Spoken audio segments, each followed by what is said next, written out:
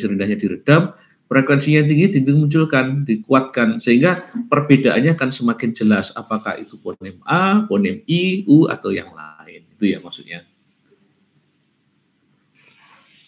Nah, itu maksudnya. Sehingga diharapkan teman-teman juga lebih mudah memahami kenapa kita lakukan preempasis. Nah, sedangkan ketika kita melakukan preempasis pada studio-studio rekaman, kemudian pada studio yang lain, studio podcast dan lain-lainnya itu tujuannya beda lagi. Kalau itu memang untuk meredam frekuensi-frekuensi rendah yang berasal dari power elektrik, ya. Jadi sinyal listrik itu kan frekuensinya 50 Hz, seringkali terdengar pengumpeng gitu. Kalau dengan preempasis akan hilang. Tapi rupanya sekarang ini peralatan sudah canggih, jadi dikasih filter-filter berupa benda-benda yang semacam bulu, porinya banyak, bisa bentuk bulu dan lainnya. Itu juga dalam rangka untuk menghilangkan frekuensi-frekuensi yang tidak diinginkan, gitu ya. Atau dikasih busa dan sebagainya. Baiklah, setelah preempasis tahapan berikutnya yang namanya pembentukan frame atau kita kenal sebagai frame blocking. Nah, kenapa kita lakukan pembentukan frame ini? Karena di dalam pengolahan sinyal bicara kita harus memenuhi suatu kondisi di mana sinyalnya harus linear dan time invariant. Seperti sudah kita bicarakan sebelumnya bahwa kondisi time invariant itu bisa dipenuhi ketika durasinya cukup pendek. Dalam hal ini sekitar 20 milidetik gitu ya. Nah, kalau lebih dari 20 milidetik atau mungkin lebih dari 30 milidetik, dikhawatirkan nanti ketika kita sedang memproses informasinya sudah berubah itu. Sehingga kenapa secara umum ditetapkan frame-nya ini sepanjang 20 milidetik gitu ya. Oke, kita sepakat bahwa satu frame-nya berukuran 20 milidetik. Misalnya kata saya. Nah, kata saya ini kalau kita melihat yang ada informasinya, hanya sinyal yang ada informasinya atau daerah waktu yang ada informasinya itu sekitar 600 milidetik misalnya. Ya, ini pengucapan orang normal, orang Jawa Timur yang bukan nggak terlalu cepat maksudnya ya, yang ngomongnya biasa saya itu. Jadi mungkin sekitar 60 milidetik atau tidak sampai 1 detik ya. 0,6 detik misalnya. Nah, mulai dari T sama dengan 0 sampai dengan 0,6 jika perekamannya sempurna. Tetapi jika perekamannya tidak sempurna tentu saja ada mukanya kosong, di belakangnya juga kosong, itu sangat normal ya. Jadi anggap saja perekamannya sempurna sehingga suara benar-benar yang ada suaranya saja yang dihasilkan gitu ya. Nah, kenapa begini? Ya biar mudah mikirnya, kalau nanti mikirnya di kondisi realnya agak sulit pahamnya, kasihan kan. Nah, tujuan dari belajar itu kan bagaimana dari tidak bisa menjadi bisa, maka contohnya dibuat yang mudah-mudah. Kalau soalnya kok sulit Pak, nah itu lain lagi, namanya evaluasi untuk menguji sejauh mana Anda bisa memahami persoalan. Di dalam 600 milidetik itu dibagi-bagi menjadi frame gitu. Nah, anggap saja frame 1, frame 2, frame 3, dan frame 4 ini tidak saling overlap seperti ini. Nah, frame 1 selesai, bentuk frame 2, bentuk frame 3, frame 4, dan sebagainya.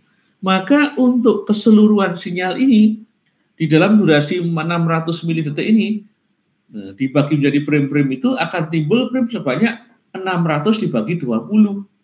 Karena satu frame-nya berdurasi 20 milidetik kan. Nah, jadi 600 dibagi 20 sama dengan 30 frame itu ya. Jadi detailnya seperti ini. Ini satu frame ini frame pertama, frame kedua, frame ketiga, frame keempat, frame kelima dan seterusnya. Itu ya. Oke, Anda bisa paham ini? Sudah bisa dipahami kah pembentukan frame ini? Halo?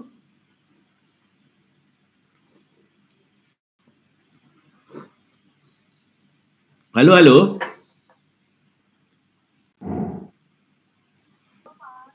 Bisa, Pak.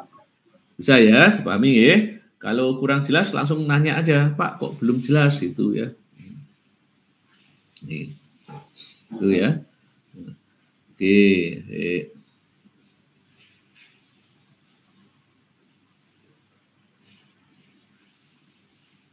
Kita bisa cek lagi.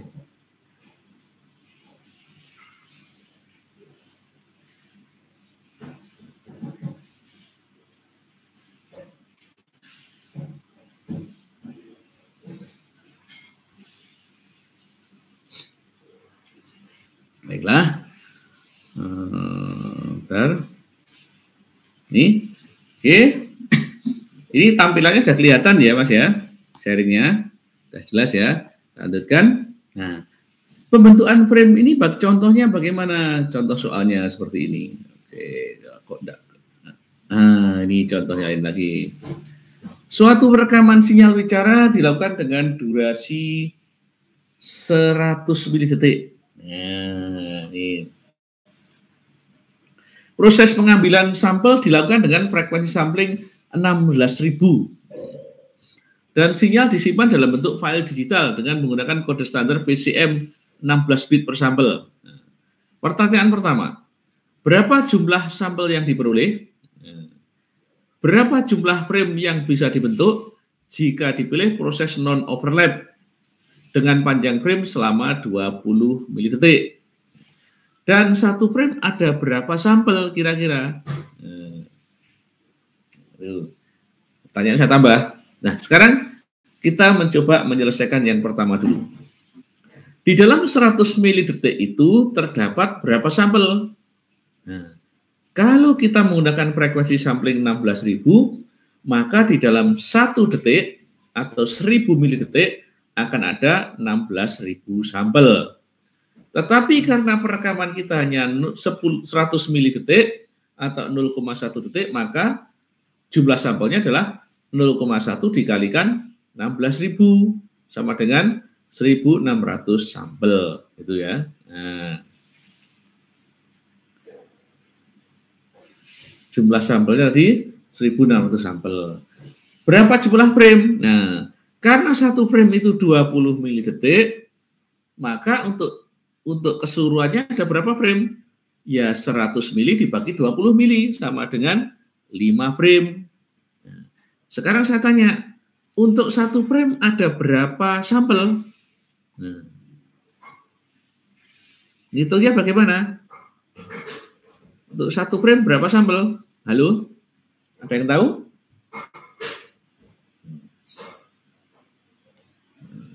Halo? Ada yang bisa mengerjakan? Untuk satu frame kira-kira dapat berapa sampel ya? Itu. Kalau 1 detik ada 16.000 sampel.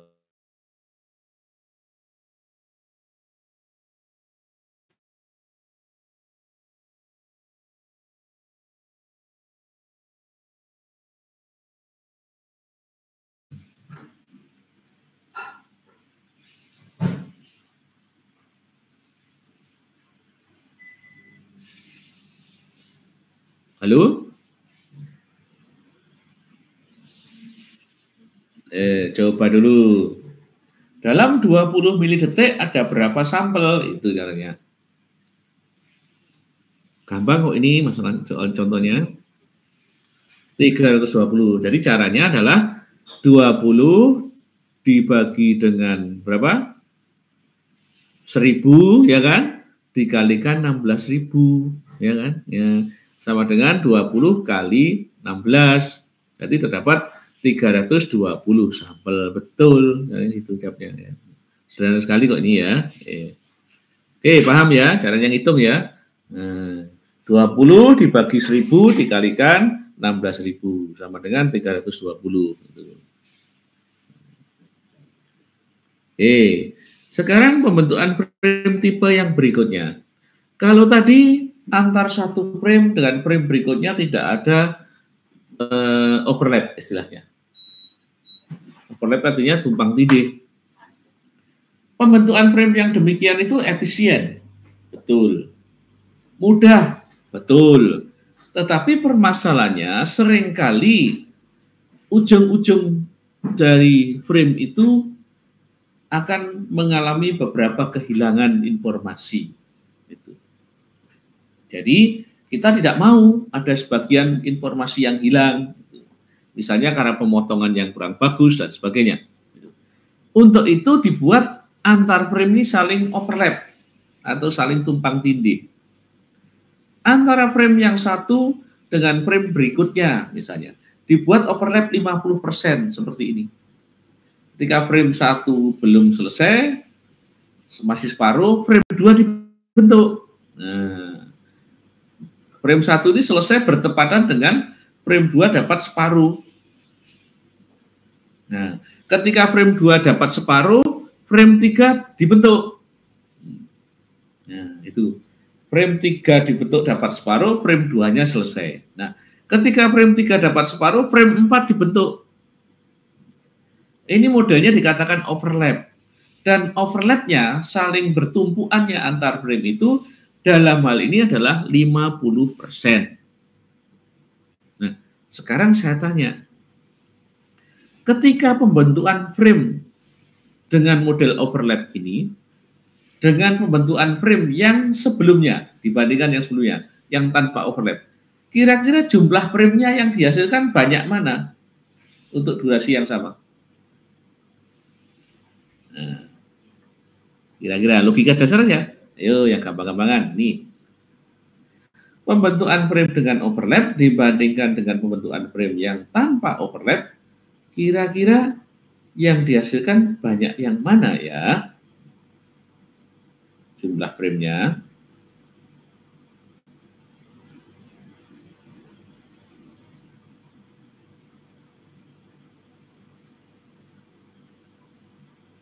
Yuk. Tolong dijawab. Kira-kira banyak frame-nya, banyak yang pakai overlap atau yang tidak overlap?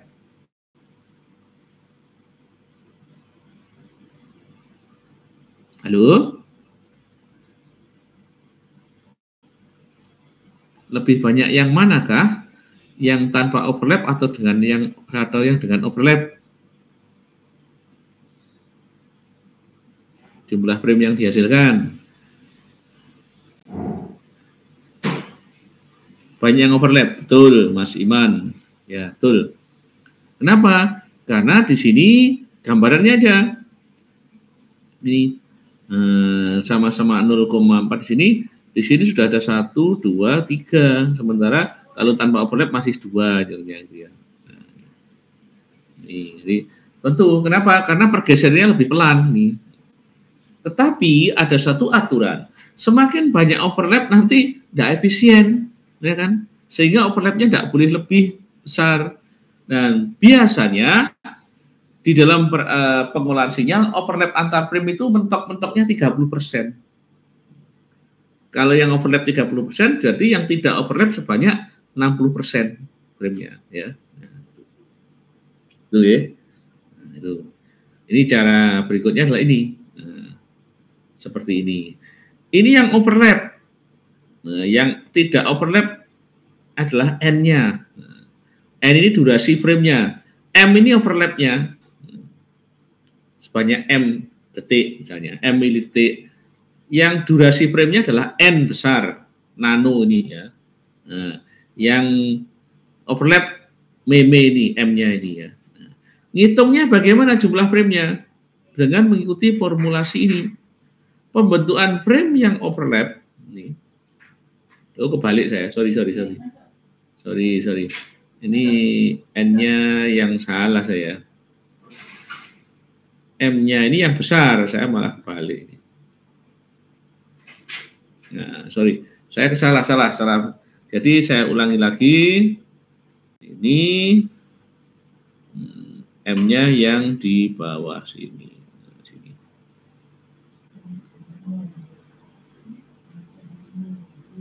Yang overlap-nya N, overlap antar frame-nya ini durasinya.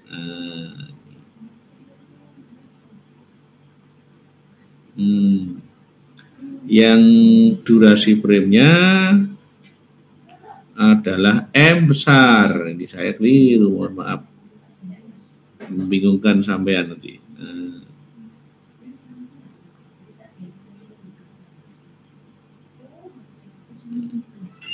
Jadi yang durasi frame-nya adalah M besar.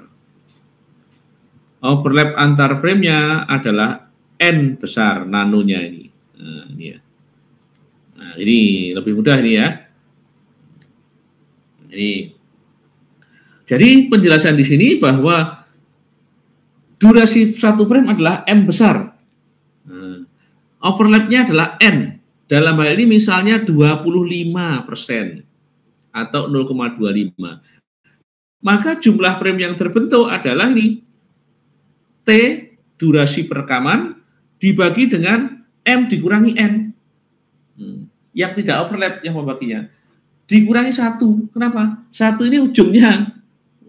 Jadi ujungnya dibagi. Ada 1 frame yang tidak dihitung gitu ya. Kemudian tanda ini apa? Ini artinya tanda pembulatan ke atas. Kalau misalnya ini hasilnya 30,2 berarti frame yang dihasilkan dianggap senilai 31. Misalnya hasilnya ini pembagian pengurangan ini hasilnya adalah 35,9, maka frame-nya dihasilkan adalah 36. Karena ini pembulatan ke atas atau sailing ini ya. Oke, paham ya, teman-teman? Jadi, cara yang hitung adalah durasi perekaman dibagi dengan M dikurangi N. Durasi satu frame dikurangi overlap-nya gitu.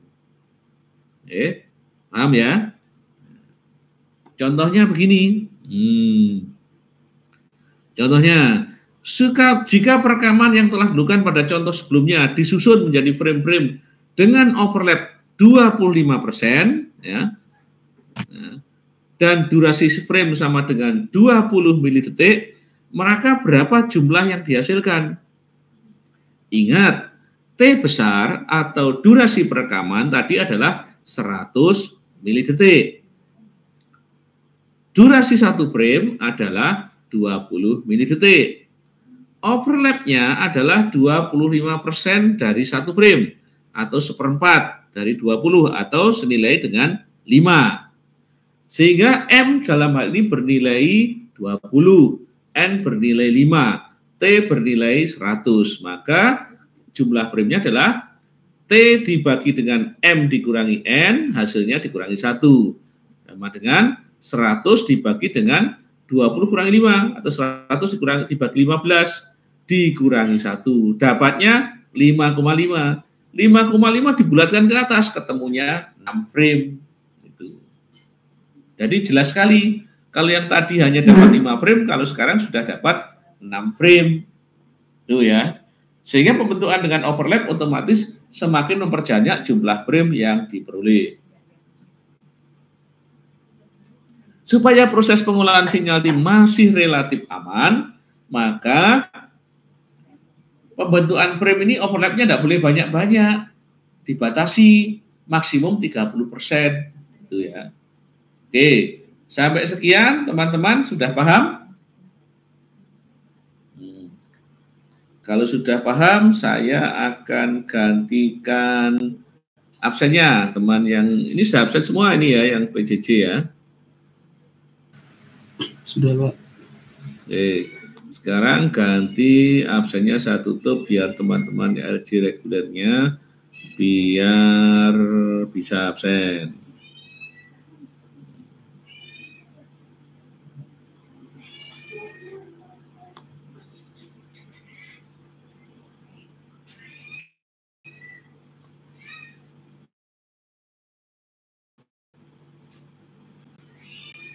Oke, yang teman-teman LG atau RPL reguler silakan absen sekarang. Oke.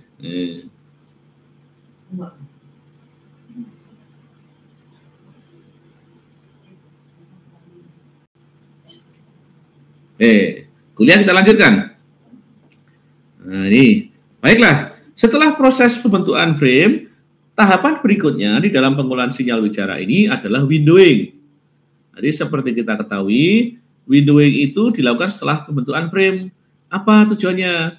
Untuk menghindari efek diskontinuitas.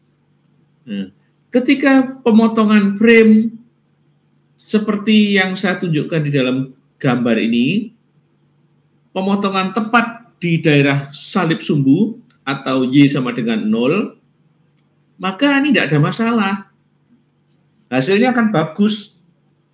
Tetapi ketika pemotongan ini terjadi seperti di bagian yang kiri ini, di daerah agak tinggi begini, tidak sama pada posisi Y sama dengan 0, maka ini menimbulkan efek diskontinuitas. Efek diskontinuitas itu biasanya kalau di dalam domain frekuensi akan muncul semacam frekuensi liar, yang ini sangat merugikan. Apalagi kalau dalam transmisi, diskontinuitas itu menyebabkan munculnya frekuensi tinggi sehingga bandwidth-nya melebar. Kalau sudah begitu, ya resiko sekali. Sistemnya tidak akan ideal, tidak bagus lagi, tidak efisien, akan kacau gitu. Bisa nyepleter ke tetangganya. Gitu. Itu kalau dalam sistem komunikasi digital. Jadi kalau pakai modulasi BPSK atau sistem UFDM dan sebagainya itu, kalau terjadi diskontinuitas antar satu frame, antar satu bit-bit itu buyar nantinya, bahaya. Makanya ada pulse shaping kalau di dalam sistem transmisi. Kalau dalam pengolahan bicara ada windowing. Jadi membentuk selubung-selubung dari sinyal yang diolah. Kalau di dalam sistem modulasi digital, seperti pada sistem 4G dan seterusnya, 3G dan seterusnya, itu namanya pulse shaping. Pulsanya dibentuk dari pulsa-pulsa 1, 2, 1 min 1, 1 min 1, dibentuk menjadi Gaussian, menjadi Hamming, menjadi hal cosine, dan sebagainya. Nah, kalau di dalam konteks pengolahan sinyal bicara, namanya adalah windowing. Jadi seringkali kita menemukan sesuatu hal yang mirip-mirip, ya, yang sebetulnya sama, tetapi terminologinya berbeda, itu ya. Misalnya dalam NN, kenal weighted function-nya, pembobot, dan sebagainya. Kalau di dalam LPC, kita namakan koefisien. Itu. Nah, itu. Dalam pengolahan MFCC juga koefisien. Nah, itu. Dalam analisa fitur koefisien. Jadi, hampir sama. Gitu. Ada istilah, kalau di dalam kurang kontrol pakai feedback misalnya.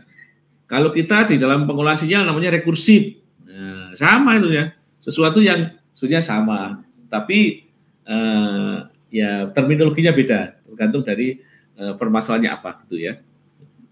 Oke, kita kembali windowing. Jadi windowing ini caranya bagaimana? Nah, caranya adalah satu frame sinyal yang masuk tadi, sinyal bicara satu frame tadi, dikalikan dengan sebuah fungsi window. Luarannya adalah sinyal yang terwindow. Ini adalah model windowing. Tujuannya apa? Untuk mereduksi puncak pada setiap segmen, bagian awal dan bagian akhir. Fungsi window, biasanya yang digunakan window Hamming. Itu. Kenapa? Ya karena lumayan banyak digunakan window Hamming atau window Hanning, gitu. Atau Kaiser, atau Blackman, atau Boxcar, atau Boxcar itu namanya segitiga namanya. Bartlett, gitu ya. Nah, itu ya, ini adalah konteksnya adalah windowing. Jadi kita ambil saja window Hamming. Jadi kalau Anda mendesain filter, biasanya kalau pakai MATLAB itu by default FIR ya, mendesain FIR pakai MATLAB itu secara otomatis pakai window Hamming itu. Nah, kecuali kalau model desainnya pakai algoritma Remes atau yang lainnya, itu beda lagi.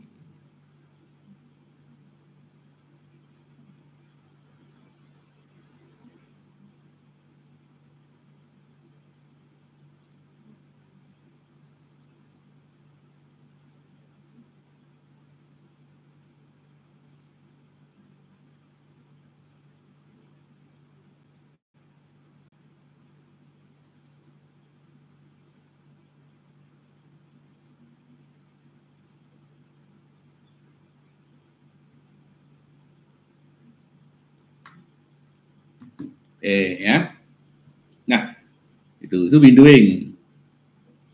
Ya, begini konsepnya kalau dalam matematik ya begini, sama aja. Jadi setiap sampel dari satu frame itu dikalikan dengan setiap sampel dari fungsi window. Loh, kini kok ada n head min m, ini artinya apa? Ini menunjukkan bahwa fungsi windownya itu bergeser mengikuti posisi dari frame-frame dari sinyal bicara. Jadi frame ke-1 windownya ada di 1. Pada frame kedua windownya digeser ke frame kedua. Ketika frame ketiga, windownya digeser lagi pada frame ketiga, maka simbolnya ditulis N head min M. Menunjukkan ada pergeseran. Istilah ini dikatakan sebagai sliding window atau window yang bergeser, fungsi window yang bergeser. Jadi kalau ingat jendela itu digeser kanan kiri itu loh ya. Nah, itu maksudnya. Geser itu. Karena geser ke kanan maka tandanya minus, ya kan? Bagaimana? Tentang windowing pahamkah teman-teman? Mencoba memahami, Pak. Coba memahami. Kayak lagu mencoba memahami. Nah, apa bang? Nanti tak kirimkan filenya biar lebih mudah bacanya. Oke, lanjut ya. Nah, contoh window hamming adalah seperti ini.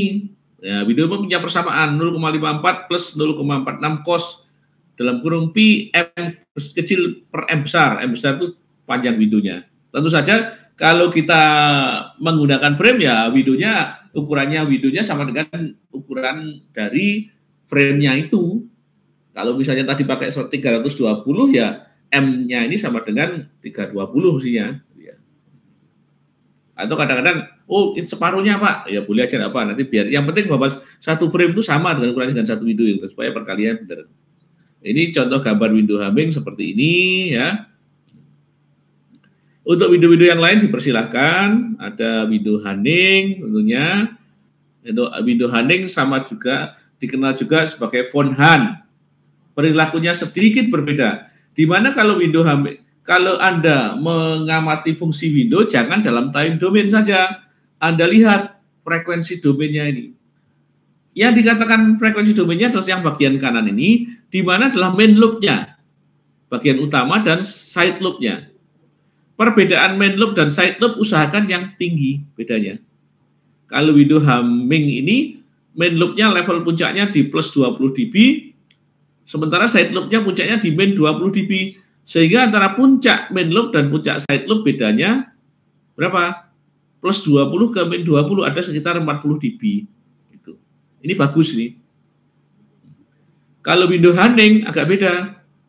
Puncak main loop-nya di 20 dB, side loop-nya lebih tinggi. Side loop pertama ya, bukan yang kedua. Side loop pertama itu kan ya. Side loop pertamanya kurang dari di atas min 20 atau sekitar min 10 dB. Jadi untuk window hunting ini perbedaan main loop dengan side loop pertama sekitar 30 dB. Bagus mana? Secara ideal bagus yang bedanya lebih banyak. Bagus window hamming. Tetapi di dalam prakteknya tergantung dari keperluannya. Kalau pakai window font hunt atau hunting saja cukup, ya tidak masalah pakai ini.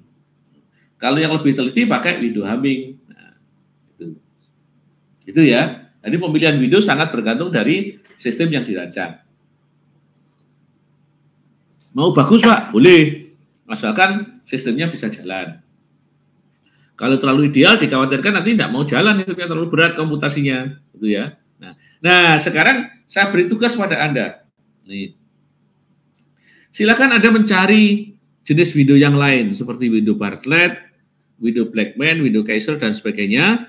Gambarkan bentuk window di dalam domain waktu dan domain frekuensi seperti tadi. Ya. Domain waktu dan domain frekuensi seperti tadi ya. Seperti window ini maksudnya. Nah, ini domain waktu yang kiri, yang kanan domain frekuensi. Anda cari ya dan jelaskan perbedaan main loop dan side loop-nya ini. Nah, ini kan side loop attenuation relatif ini min 31 dB, ada penjelasannya nih. Sampai mencarinya bagaimana?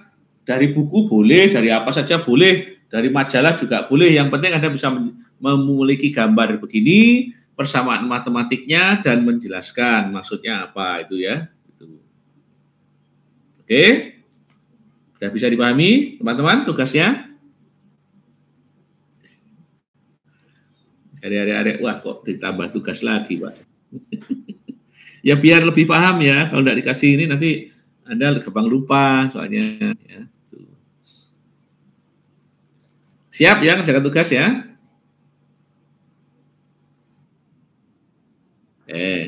Baiklah. Nanti selanjutnya akan kita lanjutkan seperti ini. Setelah ini adalah contoh dari sinyal-sinyal proses windowing tadi. Window frame pertama di window, frame kedua di window, frame ketiga di window, frame keempat window, frame kelima di window, frame keenam di window, frame ketujuh window, dan seterusnya. Dan windownya bergeser 1, 2, 3, 4 sesuai dengan posisi framenya. Tuh ya. Nah, framenya bergeser, windownya bergeser. Loh, kenapa kok digambarkan gini Pak, unvoice dan voice? Ya kebetulan ini sinyalnya sinyal unvoice, ini sinyal voice. Kalau voice semua apa boleh? Ya tidak masalah. Yang penting Anda ngerti kan? Ini overlap juga antar frame-nya. Antar frame-nya kebetulan overlap-nya gede nih ya. Durasi videonya adalah 40 mili detik. Digeser setiap 15 mili detik. Nah, ini. Ini frame-nya kok gede, Pak? Ya nggak apa-apa. Jadi nggak apa-apa. Yang penting gesernya dikit-dikit nggak apa-apa dia. Ini contoh saja. Kalau dalam sistem realnya harus lebih rapi lagi. Oke, saya lanjutkan. Materinya harus habis ini. Nah, apa pengaruh dari penggunaan fungsi window tadi? Nah, ini. Pengaruh penggunaan fungsi window. Pada proses jumlahan dua sinyal misalnya. Sinyal pertama amplitudenya 1 dan frekuensinya 5 Hz. Sinyal kedua amplitudenya 1/4 atau 0,25 dan frekuensinya 20 Hz. Kalau sinyal pertama dan sinyal kedua dijumlahkan di dalam domain waktu seperti ini, kiri ini, di dalam domain frekuensi semacam ini, numpuk begini. Ini sinyal pertama, sinyal kedua, ini akan sulit dibedakan. Nah, ini sepertinya nyambung ini. Ini yang dikatakan sebagai frekuensi leakage, ya, atau spectral leakage tadi. Tadi ada apa ya? Gandeng. Keduanya sulit dipisahkan. Mana sinyal frekuensi pertama dan sinyal kedua dalam domain frekuensi begitu. Spectral leakage. Ini tidak menguntungkan ini. Ya. Dengan adanya proses windowing, maka akan berubah menjadi seperti berikut ini. Nah, di dalam domain waktu pengaruh window hopping misalnya, maka ujung-ujungnya ini kan hilang ini. Sorry, tidak hilang, mengecil. Jadi yang tadi ini, nah ini diskontinuitas ini di sini menjadi merendah kan, apa ya? Dan efeknya di dalam domain frekuensi semakin mudah dibedakan. Ini spektrum sinyal pertama, ini spektrum puncak dari sinyal kedua. Coba dibandingkan dengan sebelumnya. Nah, nepet kan ini? Hampir sama. Sorry, puncaknya 50. Ini main 50. Kalau ini, nah ini tidak sampai 50 tapi naik. Tapi ini puncaknya bedanya jauh. Terasa beda ini. Oke. Jadi sudah tahu ya fungsi windowing ya.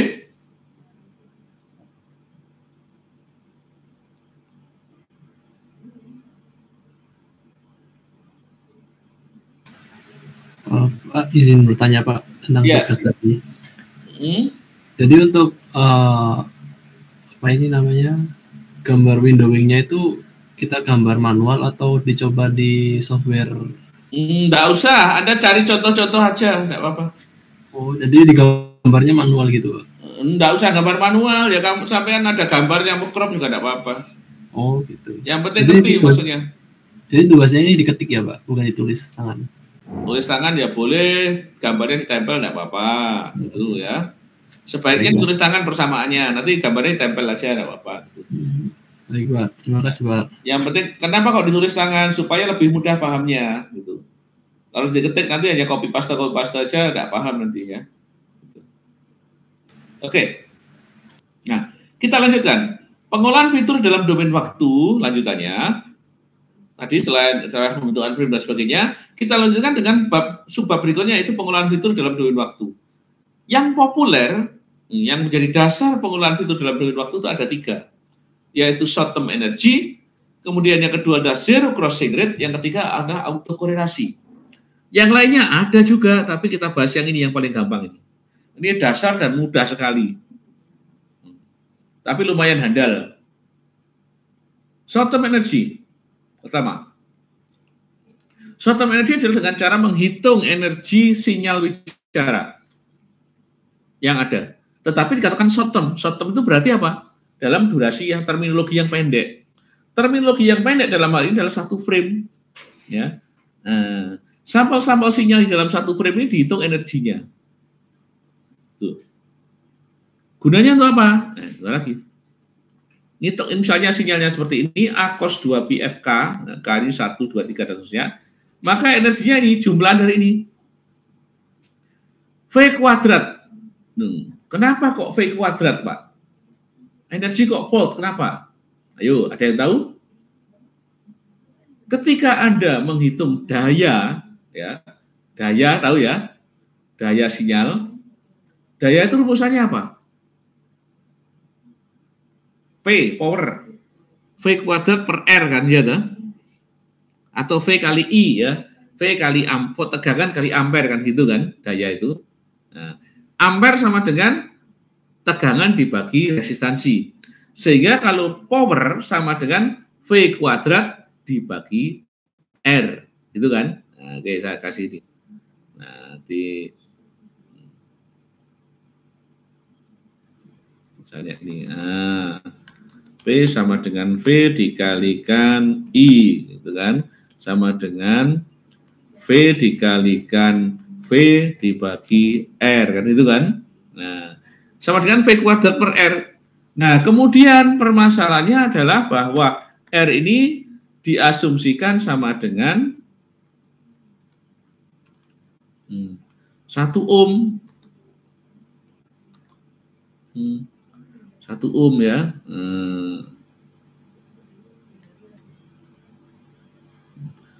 Ini pada dasarnya seringkali R ini diasumsikan sebagai 1 ohm, kalau tidak tahu.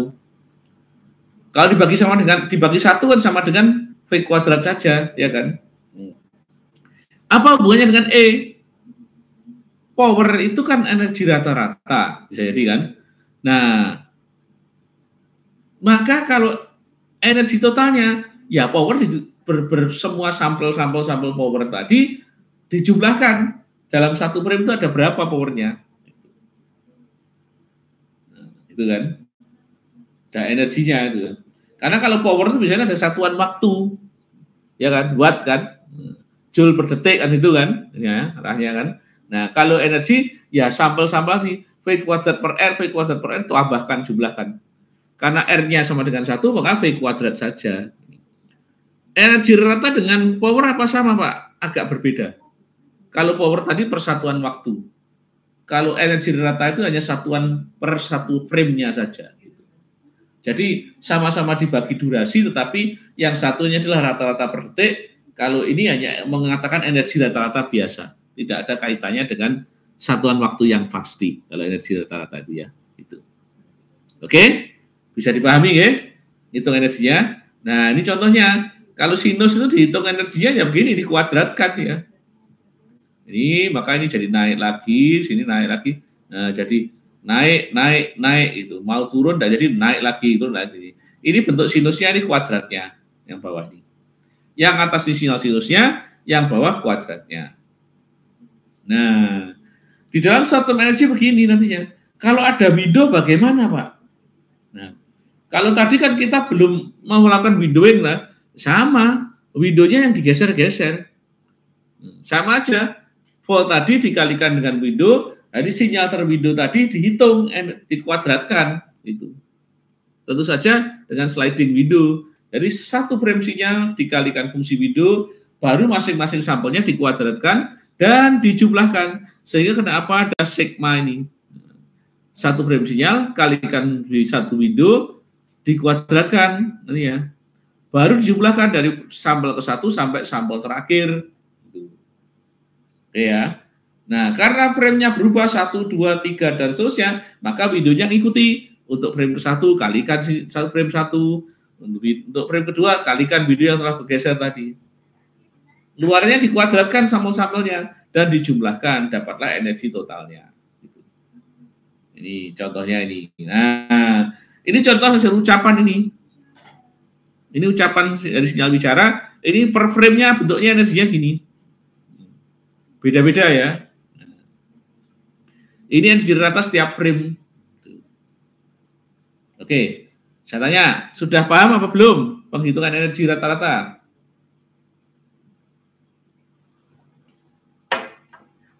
Short term energy berarti penghitungannya dilakukan pada setiap frame. Ya. Gitu. Paham, Pak. Baiklah, saya lanjutkan. Oke, sambil teman-teman yang LG reguler, silakan absen ya, sudah saya buka. Ya. Cara yang kedua, pengolahan fitur yang kedua, yang namanya zero crossing rate. Zero crossing rate atau mengetahui jumlah zero crossing itu adalah bagaimana sinyal itu melintasi angka 0. Angka 0 ini artinya Y sama dengan 0. Bagaimana satu sampel sinyal dan sampel berikutnya, ya, sinyal kan terdiri sampel-sampel kan, sampel ke-1 ke sampel ke-2, sampel ke-2 ke sampel ke-3, sampel ke-3 ke sampel ke-4, itu perpindahan sampelnya. Antar sampel ini melintasi Y sama dengan 0. Jadi ketika antar sinyal ini melintasi sumbu Y sama dengan 0, maka dikatakan dia mengalami zero crossing atau melewati Y sama dengan 0. Cara ngitungnya bagaimana? Jumlah perlintasan yang melewati Y sama dengan 0. Dengan melihat tandanya, sampel ke-1 tandanya positif apa negatif, sampel kedua tandanya positif apa negatif, gitu kan. Ketika sampel 1 dan ke sampel kedua ini tandanya berbeda, maka dikatakan dia zero crossing, kasih tanda 1. Ketika sampel kedua dan ketiga tandanya beda lagi, dihitung lagi tambah 1 lagi. Ketika sampel ketiga dan keempat sama-sama, misalnya sama-sama negatifnya, ya tidak ada zero crossing. Itu. Sehingga zero crossingnya dengan cara gini. Dihitung ininya. Perubahan sampelnya dihitung. Ya. Ini sin dari XK ya dikurangi dengan dari sin dari XK-1. Artinya tanda dari sampel ke K dikurangi dengan tanda dari sampel ke K-1. Sin XK ini artinya apa? Ketika nilai sampelnya ini lebih dari sama atau sama dengan 0, maka ditandai sin-nya ini sebagai +1. Nah, ketika nilai sampelnya kurang dari 0, maka ditandai sin-nya ini sama dengan -1. Nah, ya kan? Kok gini, Pak? Ya, betul. Loh, nanti kan ada ini, misalnya ini terjadi perbedaan sampel, perbedaan tanda sampel, maka jadi 2 absolutnya. Dari 2, 0, 2, 0, -2, 0, 2, 0, 2, 0, -2 atau +2, kemudian diabsolutkan. Ketika sampelnya berbeda, nilainya bisa +2 atau -2 kan, tapi diabsolutkan tanda ini, tegak ini berarti, kurung tegak ini berarti diabsolutkan. Jadi 2 tambah 2 tambah 2 berapa? Gitu kan. Kemudian mungkin bertanya, loh Pak, kok tambah 2 Pak? Kok 2, kok enggak 1 ngitungnya? Makanya itu di bagian depan ini dikompensasi. Ini. Nah, ini. Dikalikan dengan setengah. Atau ini juga bisa dikatakan begini. Dikalikan 0,5. Ini udah. Begini juga sama. Ya toh? Total akhirnya dibagi 2 atau masing-masing dibagi 2. Sama juga, ya kan? Gitu. Jadi berapa banyak persimpangan yang terjadi? Ngitungnya begini. Kok ada seperti besar, Pak? Ini dari kata rate-nya ini. Rate ini menunjukkan laju, berarti persatuan waktu. Gitu. Zero crossing dalam arti perlintasan melewati angka 0 atau melintasi angka 0, rate ini menyatakan jumlah persatuan waktunya. Jadi berapa banyak perpindahan dari sampel 1, 2, 3, dan seterusnya itu melintasi Y sama dengan 0 dalam satu satuan waktu, maka dikatakan zero crossing rate. Itu ya. Oke? Bisa dipahami maksudnya, kah? Agak mumet. Ya, semakin malam semakin mumet ini. Karena ngantuk, ya kan? Nah, oke, saya lanjutkan. Jangan khawatir. Lagi. Ini contohnya sinyal bicara. pada daerah-daerah sinyal wicara, zero crossing-nya cenderung yang ada informasi suaranya itu cenderung kecil. Ya. Nah, tetapi daerah-daerah yang tidak ada suaranya, zero crossing-nya, noise ini cenderung besar. Itu. Nah, nanti kalau ketemu akan saya lihat. Jadi zero crossing-nya pada daerah unvoiced atau silent ini justru besar. Kalau pada voice-nya kuat ngomong begini, zero crossing-nya kecil. Karena cenderung dari positif-positif, negatif-negatif gitu. Itu zero crossing. Jadi kalau energi bagaimana? Energi kebalikannya. Pada daerah yang ada infonya ini energinya besar. Yang tidak ada infonya energinya kecil. Jadi antara short term energy level dengan zero crossing rate ini biasanya berbanding terbalik. Ya, itu. Ya, saya lupa beri contoh nih. Baiklah, ini ya. Nah, sekarang yang terakhir, autokorelasi. Nah, kuliah hari terakhir nih. Autokorelasi ini apa? Autokorelasi ini menunjukkan perulangan bentuk sinyal. Nah, pada sinyal-sinyal noise, autokorelasinya hampir tidak ada. Sehingga sinyal noise itu tidak memiliki frekuensi fundamental. Tetapi pada sinyal suara, sinyal-sinyal yang harmonik, maka autokorelasinya bentuk pola-pola tertentu. Dan sudah sangat jelas autokorelasinya. Cara ngitungnya ya begini, fungsi autokorelasi agak rumit ya. Tapi Anda cukup menggunakan X-core dan sebagainya. Dari autokorelasi ini akan dapat dihitung besarnya berharmonisa-harmonisa. Ini seperti begini. Contohnya ini. Nah, ini. Dari fungsi autokorelasi ini akan ketahuan puncak-puncak antaranya di mana. Gitu. Sehingga dikatakan harmonisanya di mana. Atau dengan kata lain, dengan mengetahui fungsi autokorelasi ini, dengan proses autokorelasi ini, akan dapat diperoleh informasi tentang frekuensi fundamental atau pitch-nya. Itu ya. Teman-teman paham ya? Dengan memanfaatkan fungsi autokorelasi, maka frekuensi fundamental dari sinyal akan dapat diketahui. Itu ya. Oke, sudah paham?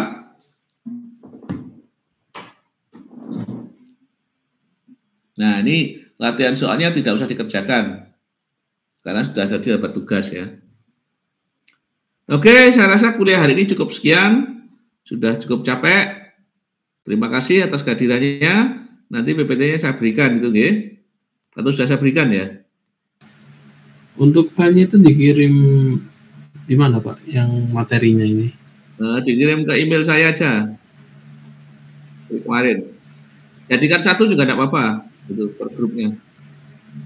Untuk materi ini dikirim di mana Pak? Maksudnya yang materi hari ini. Oke, saya kirimkan ke PJ-nya ya Mas ya. Oh, ke PJ. Ya, oke, ntar tak kirimkan ya. Mohon maaf Pak, untuk materi-materi sebelumnya dari teman-teman juga belum dapat Pak. Iya Pak. Yang apa? Yang PJJ apa? Yang apa? Kalau dari saya PJJ-nya belum dapat Pak. Iya Pak, PJJ belum dapat. PJJ coba saya kirimkan ini ya. Atau mungkin bisa di-upload di etol Pak.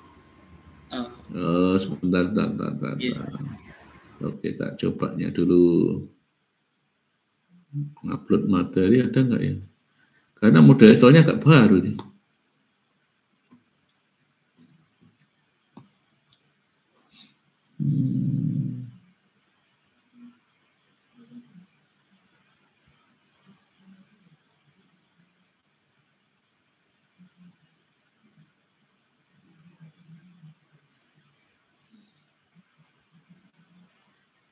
Ini agak aneh nih.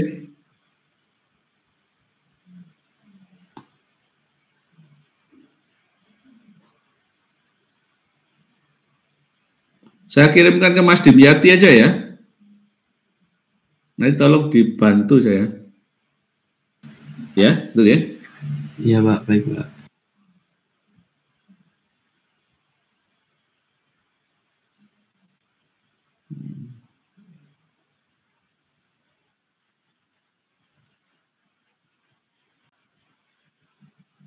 Oh belum?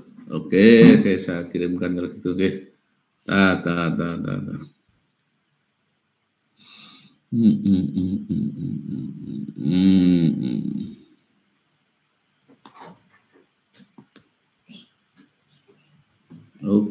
Oke, ya, tak kirimkan.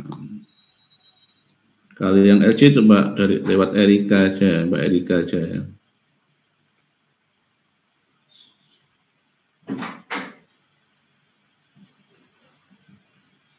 Oke.